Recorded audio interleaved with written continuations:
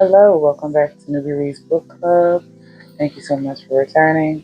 So sorry about the hiatus. Life has been life for me, but let's get back into it. We are reviewing Miss Wiggins. So our story starts off with main character Maggie Wiggins, who is married to, just recently married, to Mr. Hubert Wiggins. Now, they have been childhood best friends, but we learned early on in the story that this relationship is anything but conventional. So Miss Maggie, she has had some sexual assault and things in her life that make her not too keen on meeting men, dealing with men, having sex. Mr. Hubert is Dio. They came up with an idea to have a lavender marriage. So they got married. They lived like this happily for a while until Maggie wants a baby. She says she's tired of being a housewife. She's bored. She ain't got nothing to do. She does work, but that's not enough. She needs fulfillment. So they decide that they want to have a child. But they're not going to do it the conventional way because this is not a conventional marriage. The one idea that they came up with is Maggie's going to meet, they're going to go out, Maggie's going to meet somebody, have a little one night stand, boom, baby. On one night, she did luck out and met this wonderful, kind gentleman who just swept her off her feet. And she went home with the man. They did the do.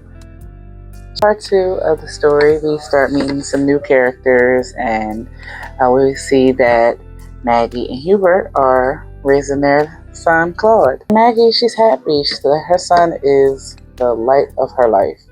And things are going really, really good until Maggie starts hearing rumors about her young adult son, Claude.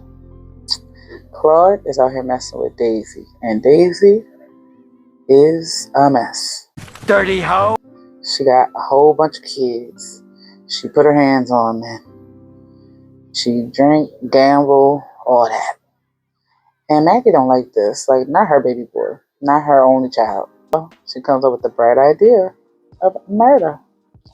So she goes, sets up a little date with Daisy, and Daisy has a little accident.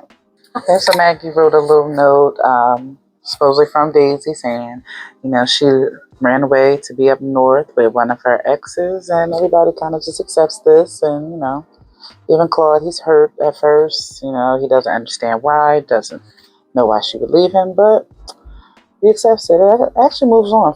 But Maggie has another problem. Her employer, Mrs. Dollar, that nice old white lady, has a horrible, nasty, trifling, rapist brother. Yuck!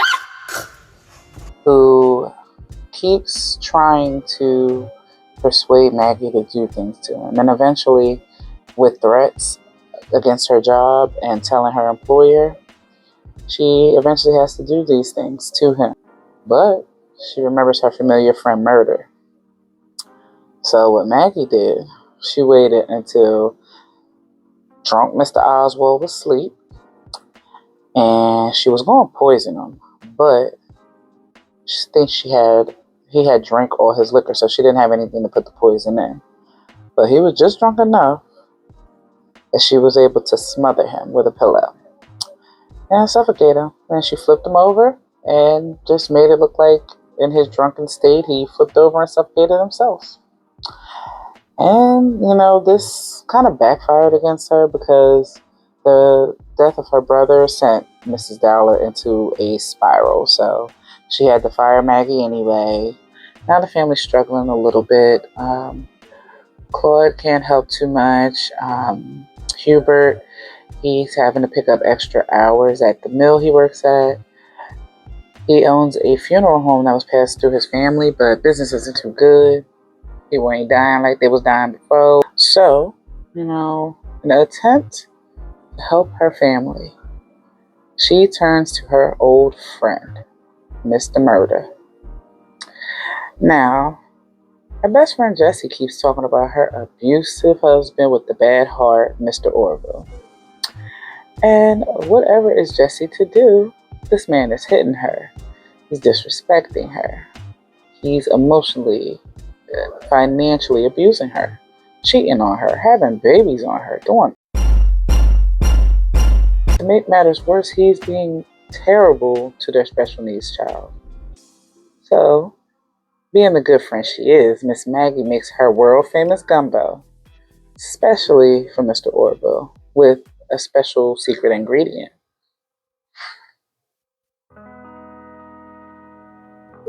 Lo and behold, Jesse comes running over, say Orville done died. But guess who's handling that funeral? And guess who's not getting beat on anymore? They're doing a little better. But there's this pesky old man across the street that he's just old and senile, pulling guns out on people, shooting through people's windows, throwing rocks at people. Grandpa? That's too damn bad! You know, this man is terrorizing the neighborhood. So, you know, he's up there in age, and, you know, his family decides to throw him a little party. And they invite Miss Maggie. Or Miss Murder at this point, because I don't call her Maggie, because she's Miss Murder. So the night of his party, he had a bad fall that, you know, caused him to convulse and vomit and eventually die. And his family, you know, he was up there in age, so there wasn't too much investigation into it. But Maggie knows that it wasn't the fall that did it. It was some of her special gumbo. But guess who handled that funeral arrangement? Of course, the Wiggins. And everything's looking good. And now Hubert done dropped the bomb. Hubert don't want to live this lie no more. He's ready to tell his parents, you know, I'm gay. He's ready to tell her, I'm good, I'm out, and I want to be with my man. Maggie don't like this. Like, you're about to ruin this perfect life she's curated for herself, for her son, for the community. People looking up to her, to their marriage. They've been so strong. They've went through this and that and have stood the test of time. And she is not happy about this. He's about to have her world crashing down. So, what y'all think she did? Let me know. 1, 2, 3. Murder. So, she plots on poisoning her husband's gumbo before he has a chance to tell his parents. Instead of Mr. Hubert having the gumbo, her son Claude eats the gumbo. And now she comes home to a frantic household because Claude is dead. She couldn't deal with it no more. So, in true Miss Maggie fashion, she just got herself up out of here, made herself a nice heaping bowl of gumbo with that secret ingredient. And that's our story.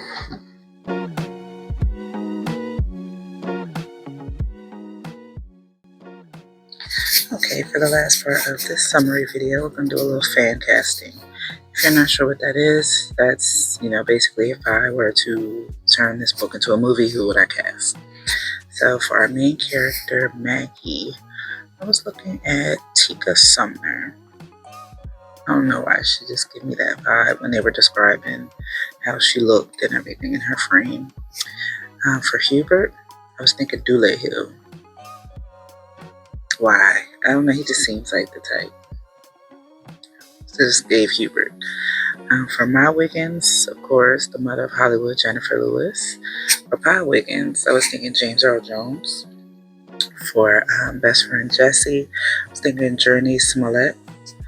In Orville, I was thinking Jonathan Majors. It's given angry. So yeah. You see any other main characters? For Miss Dowler, I was looking at I would think Kathy Bates. She was giving nice old white woman vibes, so I think Kathy Bates. For Daisy, thinking Lisa Nicole Carson. She's not that popular of an actress, but the way they described her character Daisy remind me of the character she played in Eve's Bayou. So as I was reading, that's who I was picturing. And I think that is it as far as characters. I'm sorry, Miss Dollar's brother. I was thinking Billy Bob Thornton. That's just what I was getting from that character.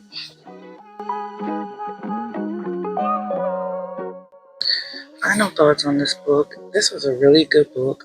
Very interesting to see the theme of lavender marriages in this time period and how they went about, going to have a baby.